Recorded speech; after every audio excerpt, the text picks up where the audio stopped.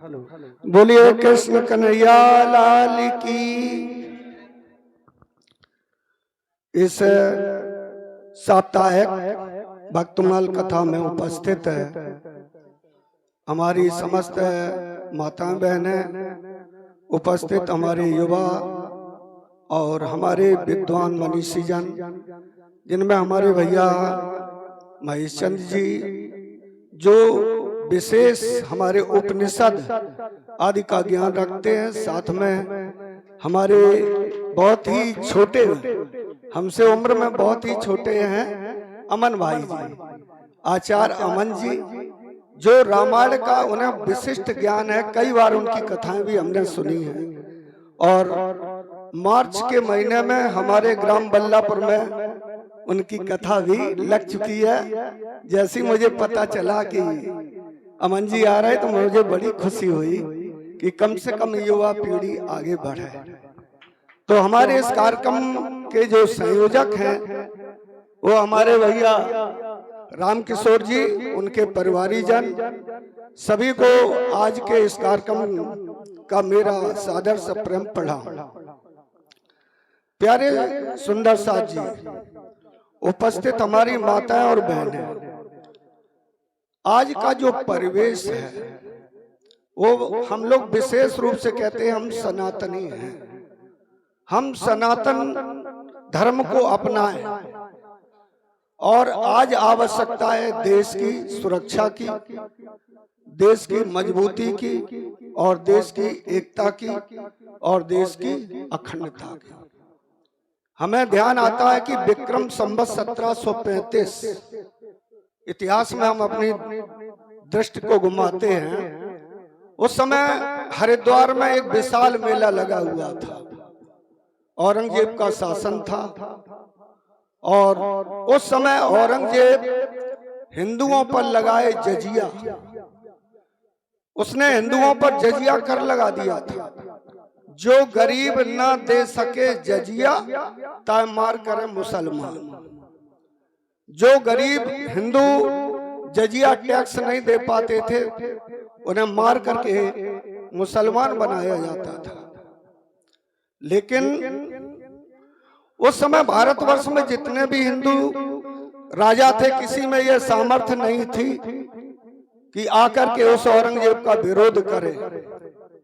लेकिन संवत 1735 हरिद्वार में जब निष्कलंक का अवतार महाप्रभु प्राणनाथ जी का आगमन हुआ तो उनके मुख से एक ही वाणी का उद्घोष हुआ था। राजा ने, थोड़ा भाषा गुजराती है, राजा ने मलोरे राणे राय तड़ो, धर्म जाता रे कोई दौड़ो, जागो ने जोधा रे उठ खड़े रहो, नींद निगोड़ी रे छोड़ो, छूटत हैं खड़क क्षत्रियों से, धर्म जात हिंदुआन, सत ना छोड़ो रे सतवादियों, जोर बढ़ा तुरखान, उत्तम खंड भरत को तामे उत्तम हिंदू धर्म, ताके छत्रपतियों को इत आए रही शरम। कितने मार्मिक वचन थे ये। उनका कोई कीर्तन नहीं था, उनके आंतरिक मन की एक वेदना थी कि उन्होंने कहा था कि इस देश में जितने भी राजा, राय और राणा प्रताप के वंशज हैं, मैं उनसे बिल्कुल स्पष्ट रूप से कहता हूं कि आप लोग इकट्ठे हो जाओ, क्योंकि त्रिलोकी उत्तम खंड भरत को, इस तीनों लोकों में अगर कोई खंड उत्तम है तो वो है भारतवर्ष। तामे उत्तम हिंदू धर्म, उनमें भी अगर कोई धर्म में उत्तम है तो वो कौन सा धर्म है? हिंदू धर्म। ताके छत्रपतियों को इत आए रही शर्म। आप लोग राजा हो, आप लोग राणा प्रताप के वंशज हो, अरे तुम्हें शर्म आनी चाहिए कि एक औरंगजेब जैसा मुसलमान कट्टर शासक हिंदू धर्म को नष्ट भ्रष्ट करने में लगा है और तुम लोग आराम से बातचीत करने में, आराम से राज्य करने में लगे हो। तो प्यारे माता और बहनों, आज का वही परिवेश है। आज भी हम देखते हैं कि चाहे बांग्लादेश हो चाहे पाकिस्तान हो, चाहे तुर्की हो, ये भारत विरोधी जो जितने भी देश हैं आज बांग्लादेश का साथ दे रहे हैं बैकग्राउंड से।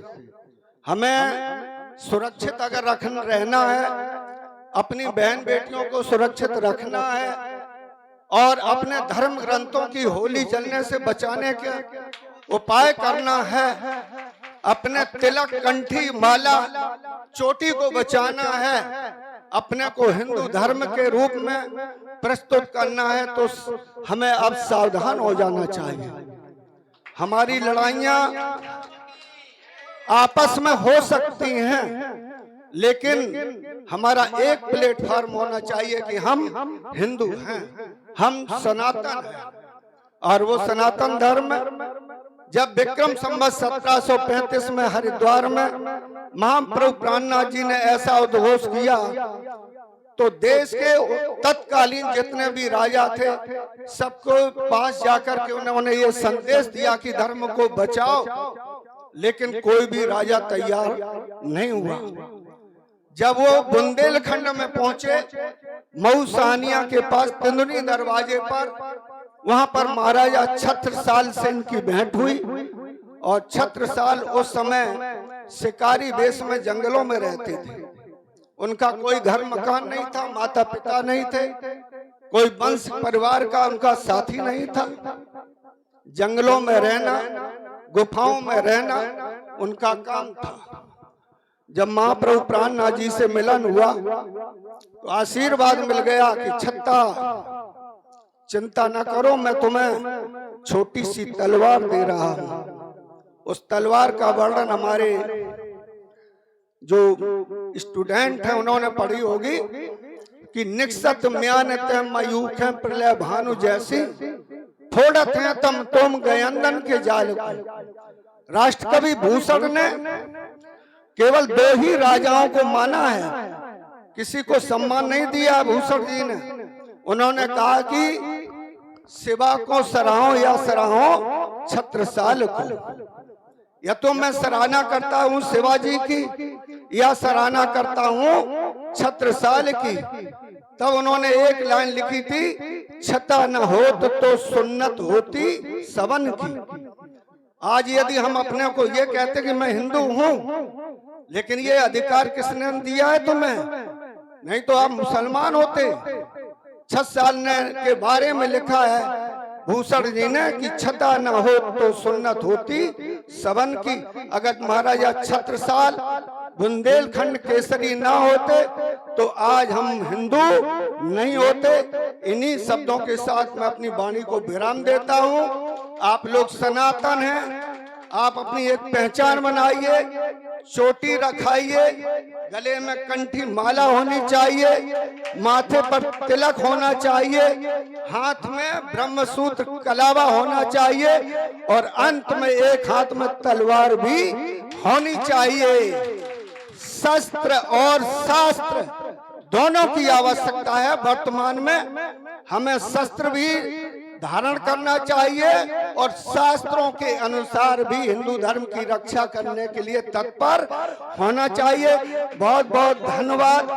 मैं अपने छोटे भाई जो रामकिशोर जी हैं कथावाचक, उन्होंने मुझे समय दिया, आपने मुझे सुना। मैं वर्तमान परिवेश में यही अपने आशीर्वचन के रूप में इस वाणी को मैंने प्रस्तुत किया। बहुत बहुत धन्यवाद, आशीर्वाद रामकिशोर जी को कि उनका परिवार आगे बढ़े और इस तरह से धार्मिक आयोजनों का आपके यहाँ से कार्य होता रहे। इसी के साथ मेरा वाणी को विराम और आप सभी को मेरा प्रणाम।